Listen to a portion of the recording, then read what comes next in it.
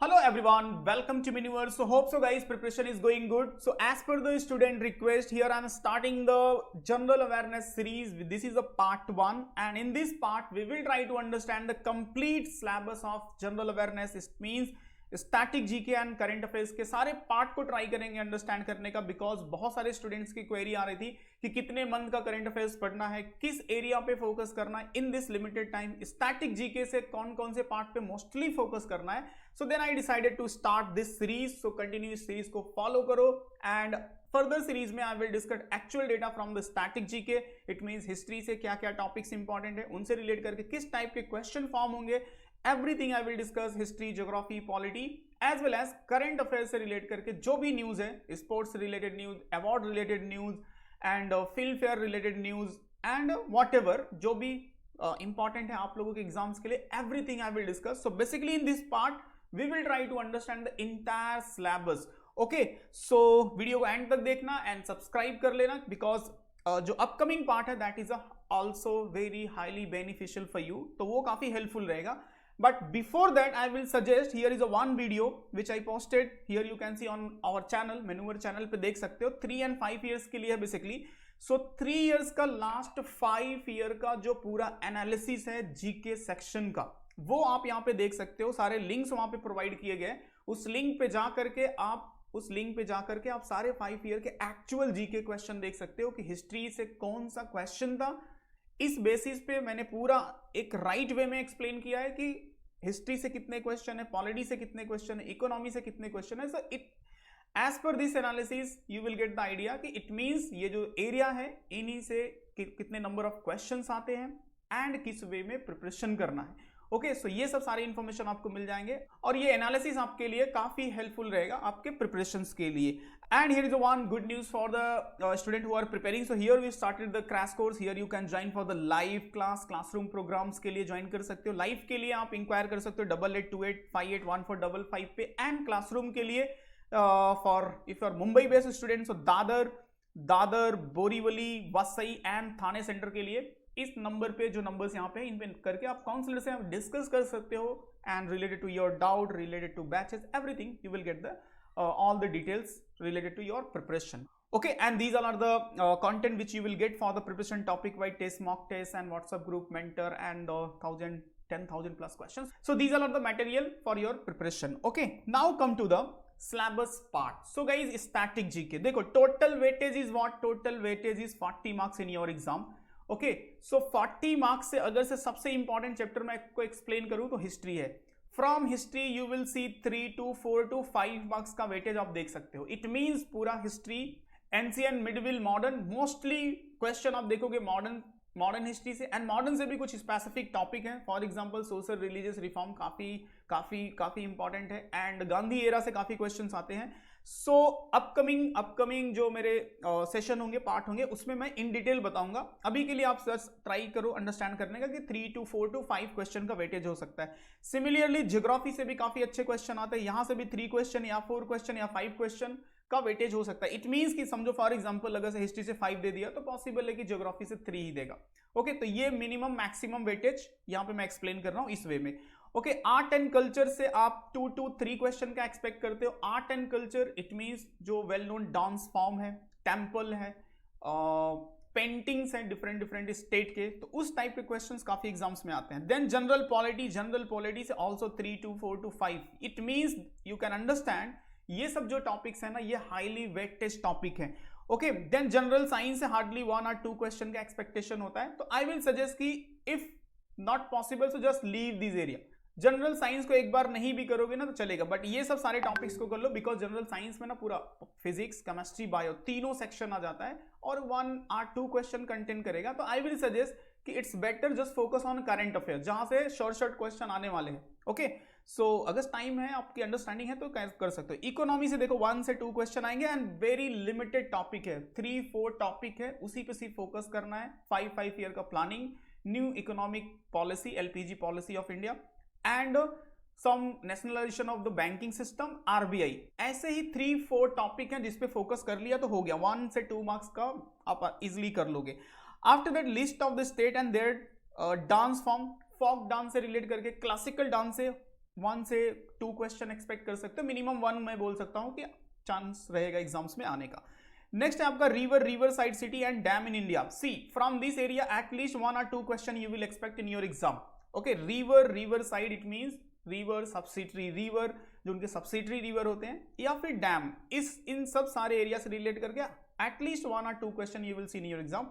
सो river system के, India के river system, drainage system को अच्छे से अंडरस्टैंड करना है। Then national park and wildlife sanctuary in India, from here at least 1 or 2 question you will see in your exam. So जितने भी recent national park है, न्यूज में है, स्टैटिकली तो अपडेट करना है, बट फोकस करना है कि जो करंट में न्यूज में ना उन्हीं पे ज्यादा फोकस करो।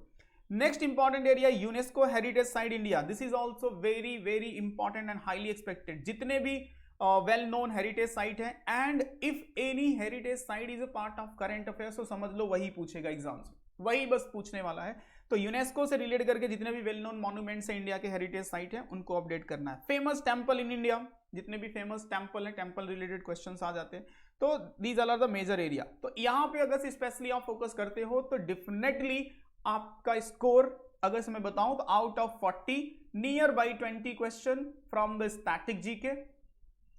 स्टैटिक जीके से रहेगा, and similarly 20 question from the current affairs. ये एक अप्रॉक्सीमेट वेटेज है, ये कम एंड ज्यादा हो सकता है, ठीक है। सो अगर से हो सकता है कि स्टैटिक जीके से 18 भी हो, 17 भी हो, तो number of current affairs type of question will increase. Otherwise same vice versa, current affairs से कम हुआ तो स्टैटिक जीके में बढ़ जाएगा।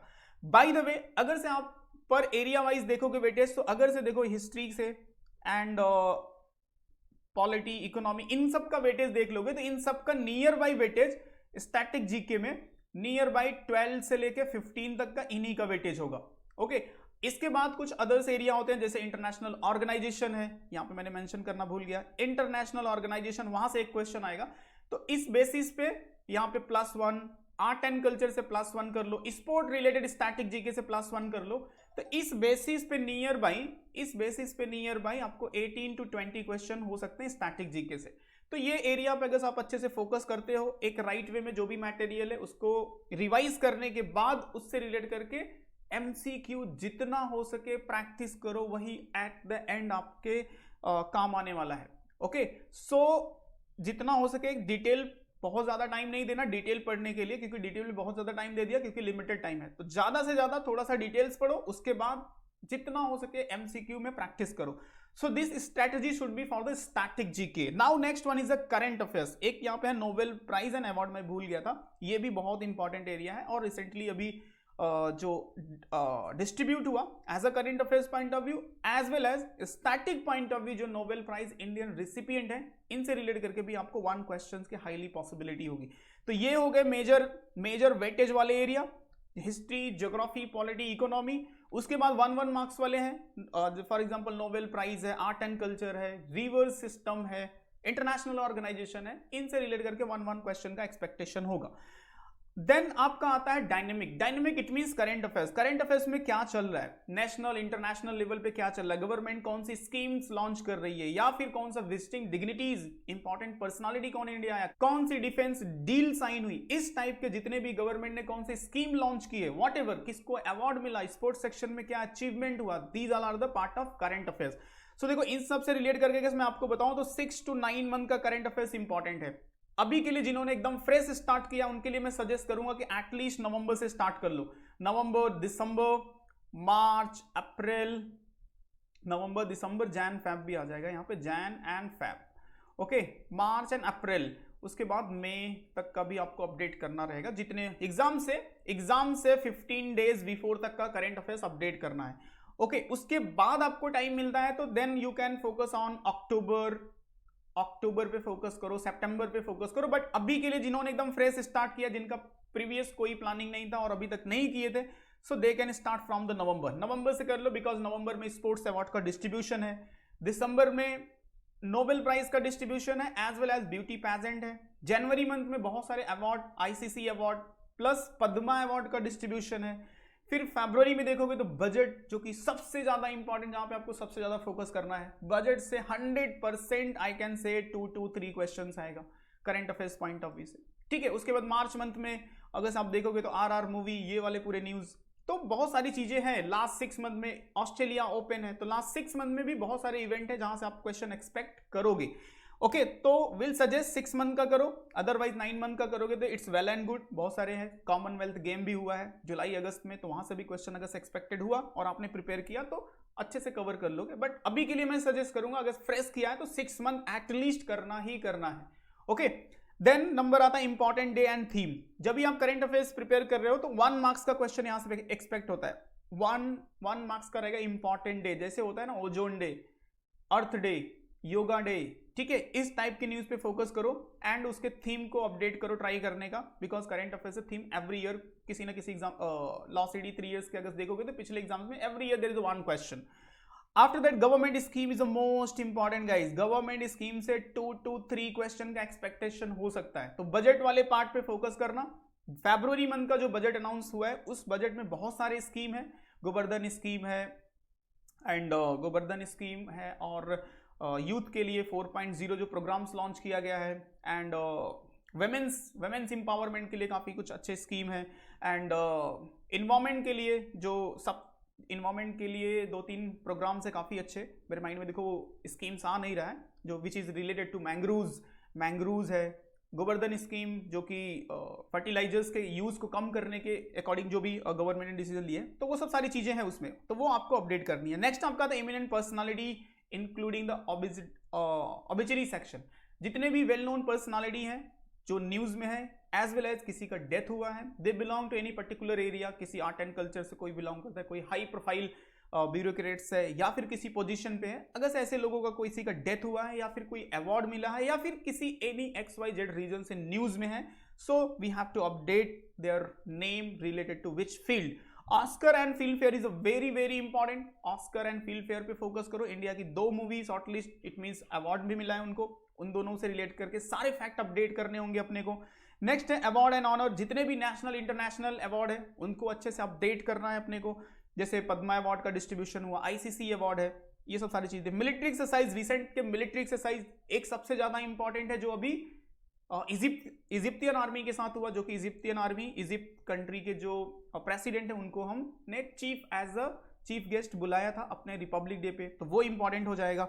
Then books and writer, last 6 month में जितने भी well known books and writer हैं उनको अपने को अपडेट करना। Sports related news highly expected, यहां से 100% I can say 1 or 2 question will be there in your exam, so sports related news को आपको अपडेट करना है। देन आता है visiting dignities.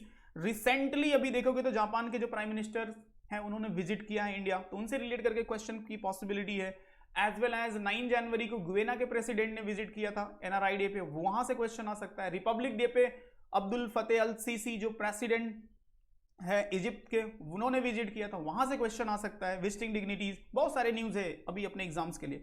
Major project, government के जो भी रिसेंट लास्ट 6 मंथ में जो भी प्रोजेक्ट लॉन्च किया है उनको अपडेट करके रखना है। देन अपॉइंटमेंट, जो भी गवर्नर्स या फिर लेफ्टिनेंट गवर्नर इस तरह से अपॉइंटमेंट हुआ है, या फिर किसी हाई प्रोफाइल इलेक्शन कमीशन में कोई अपॉइंटमेंट हुआ है, अटॉर्नी जनरल हुआ है, CGI chief justice of India का अपॉइंटमेंट हुआ है, तो ये सब सारे जो मेजर अपॉइंटमेंट है गवर्नमेंट के उनसे रिलेट करके अपने को अपडेट रखना है। देन पॉलिटिक्स रिलेटेड न्यूज, अगर रिसेंट में कोई इलेक्शन है, फॉर एग्जांपल त्रिपुरा इलेक्शन हुआ है, तो वहां से कुछ फैक्ट पॉसिबल हो सकते हैं, बहुत ज्यादा इंपॉर्टेंट नहीं है। देन आता है आपका international organisation is the most important. I can say कि 1 मार्क्स ये 100% देखे जाएगा, चाहे करंट अफेयर से या फिर स्टैटिक जीके से, दोनों एरिया में से कोई किसी एरिया से 1 मार्क्स ये आपको देखे जाएगा।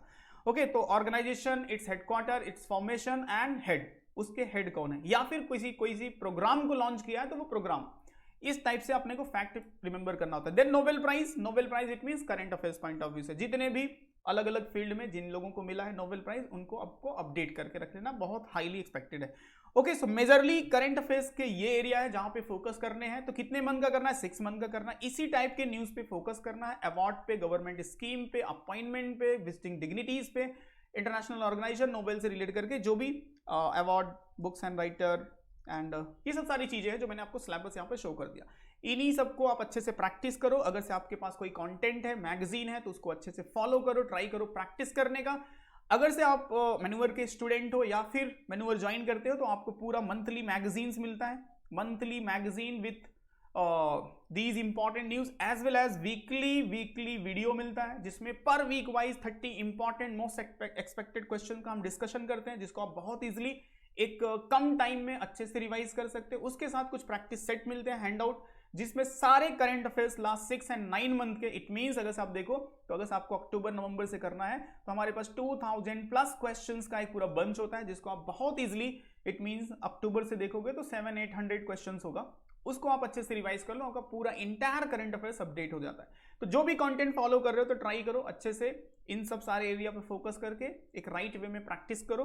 Bye the way, if anyone interested to join our crash course, so 2023 के लिए they can join, they can inquire for the online and offline both, and for the next year who are preparing, so 2024 and 2025 के लिए भी आप inquire कर सकते हो, where you will get live classes, classroom, दोनों टाइप के classes available हैं, आप इंक्वायर कर सकते हो। Books, mock test, GDPI, everything is available. And if you want to visit our website, and don't forget to subscribe because continue upcoming session will be very highly beneficial, and you can follow us on social media, you will get the latest update. Okay, and after that if you have any doubt, any query, any suggestion, so just type in a comment box, so definitely I will try to understand, I will resolve. अगर कोई query होगा तो reply करूंगा, कोई suggestion होगा तो then we'll work on it. Okay, so see you in next session part 2 with important news from the static GK. चलो bye and जय हिंद।